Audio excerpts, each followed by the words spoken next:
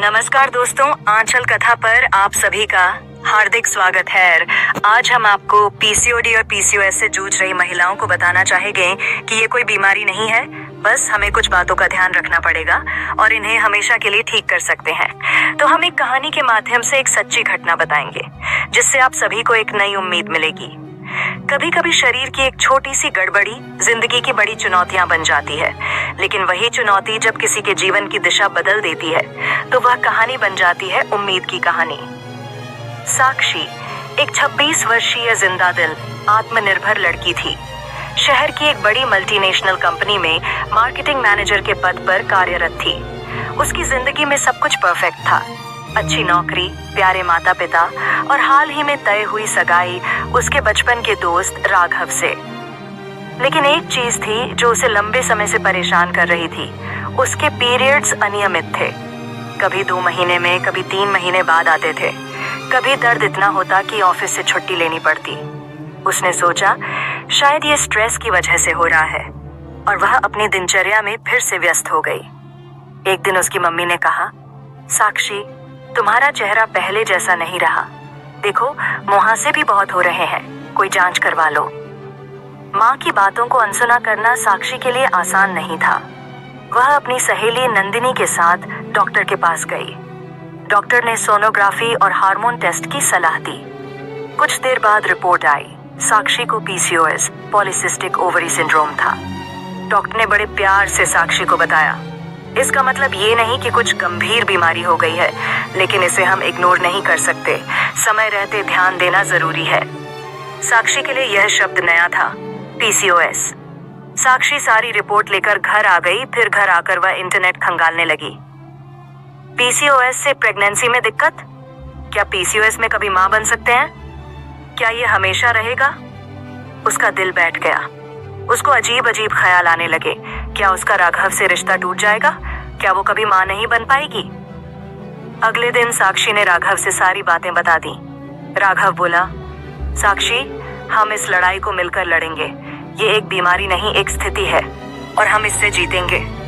राघव की ये बातें सुनकर साक्षी की आंखों से आंसू बह निकले, लेकिन इस बार वो डर के नहीं, उम्मीद के आंसू थे।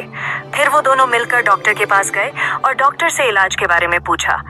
डॉक्टर ने उन्हें डाइटिशियन के पास भेजा और डाइटिशियन ने साक्षी को पूरा डाइट प्लान अच्छे से समझाया, कैसे क्या करना है और क्या खाना है।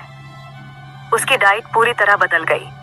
जंक फूड सब खाना छूट गया और इसकी जगह हरी सब्जियां आईं। साक्षी की सुबह की शुरुआत अब योग से होती।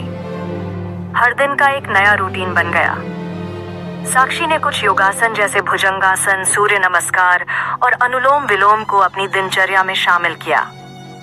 शुरुआत में सब कठिन लगता था, शरीर में बहुत दर्द रहता था और मन हार मानता था, लेकिन वह रुकी नहीं।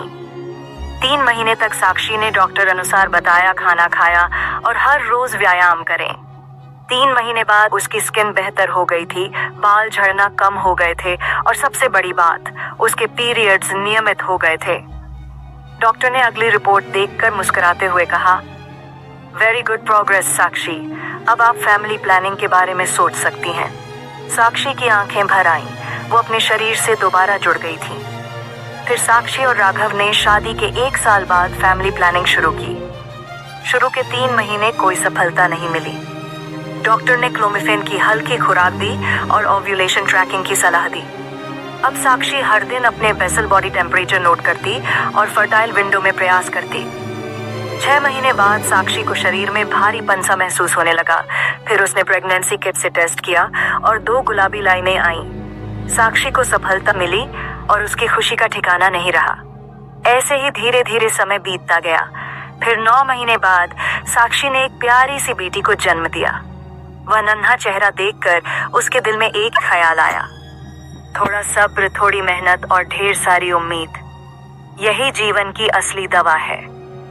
निष्कर्ष, साक्षी की कहानी हर उस लड़की के लिए एक उम्मीद है जो इस स्थिति से जूझ रही है। पीसीओडी और पीसीओएस कोई अंत नहीं है, ये बस एक चुनौती है जो सही दिशा, जानकारी और आत्मबल से पार की जा सकती है। दोस्तों, हम आशा करते हैं कि हमारा ये वीडियो आपको पसंद आया होगा। इसे लाइक कीजिए और अपने दोस्तों के साथ शेयर करना ना भूलें। और हमारे द्वारा दी गई जानकारी अच्छी लगी तो चैनल को सब्सक्राइब और फॉलो करें। जुड़े रहिए आंचल कथा चैनल के साथ। धन्यवाद।